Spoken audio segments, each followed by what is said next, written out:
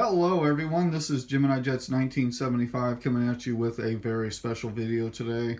First of all, I would like to introduce Spotting ADL, who gave me the inspiration to do this series.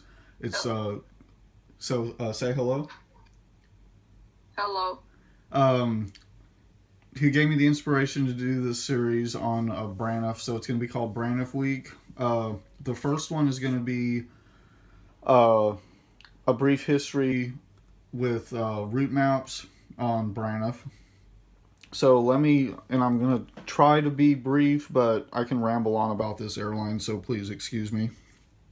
Um, the first map is from 1979, and this was at Braniff's peak. So all of the services that Braniff started after deregulation, all of the expansion had been done by the time that this timetable was produced. There was, make sure here, okay, never mind.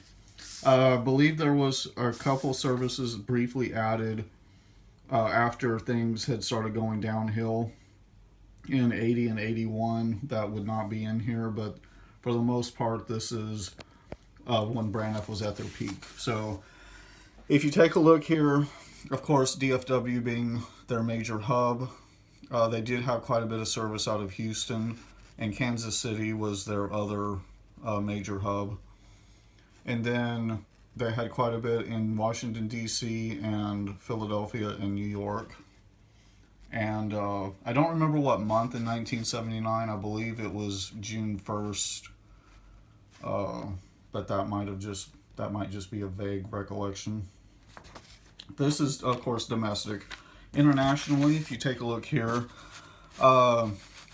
services to Europe out of Dallas Fort Worth. Most of the only flight out of these that was daily was the London flight. Everything else, at the most, had maybe 3-day-a-week frequencies. And then, of course, Boston, I don't think any of those were daily. And then, of course, extensive services to South America. Honolulu. And then services were begun to Guam, Singapore, Hong Kong, and Seoul, Korea. And those sadly did not last all that long. Okay, so let's go ahead and put that here. Now, here's where some history comes in. These are proposed routes that were applications were placed July 1st, 1979. Okay, a little bit of background story. The CEO of Braniff bet the airline, in fact, that after deregulation was signed, that the government would soon repeal it, and whatever routes the airlines opened would then be protected, and the airline would be able to keep them.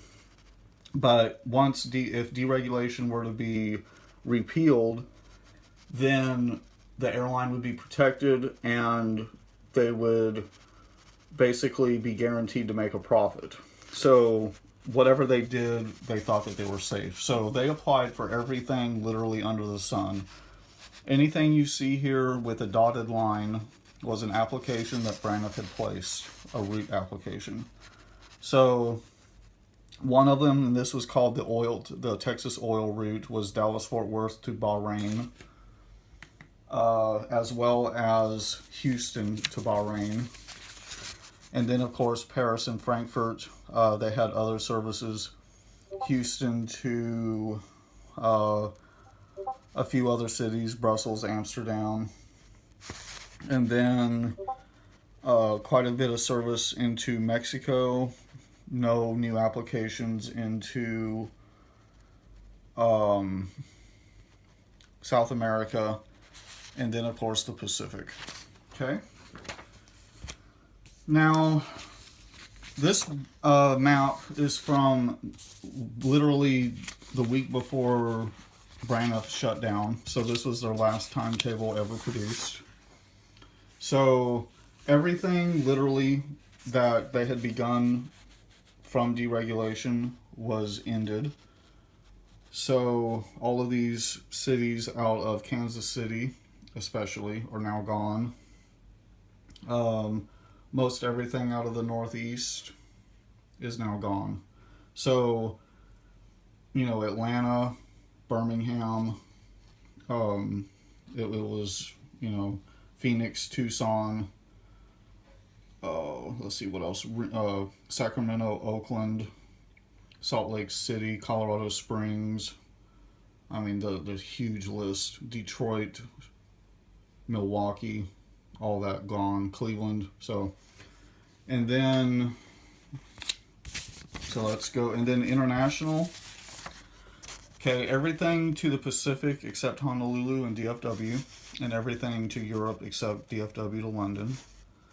Everything to Mexico except San Antonio and DFW to Mexico City. And then, of course, South America was kept. All right. The South American routes, by the way, ended up with Eastern Airlines. Eastern then sold them to American just a few years before Eastern went bankrupt. And then, of course, now American, that's where American got all of their South American service. The new Braniff, okay, this was startup in 1984. This would have been 2 years after the originals shut down. They attempted a hub in Dallas-Fort Worth, but because flyers had moved on to mainly American, Delta, and Southwest, then they had to choose another city. Again, 1984. By 1986, they had begun the shift to Kansas City. And they still operated into Dallas-Fort Worth, albeit much smaller. And then by 1988, pretty much everything in Kansas City, very little left in Dallas. And then they had purchased a small airline called Florida Express to open a hub in Orlando. So this right here is the former Florida Express routes. Okay, then 1989. Here is the route map. Some of the routes have been cut back from Orlando, and then of course Kansas City was still being expanded. And then here is Braniff Express. Okay, so the demise of the second Braniff happened because one major reason, when Pan Am began having difficulties, some A320s came onto them. Excuse me. Some A320s came onto the market for a very cheap price, and they got those, and apparently they were so expensive they couldn't handle the, I mean, there were other problems too, but apparently that was the tipping point. So when Braniff couldn't digest the newly acquired A320s, then they pretty much went bankrupt. And they were also started back up a third time, but that's for that's another story. So thank you, Spotting ADL, once again for suggesting this, and thank you so much for watching as always.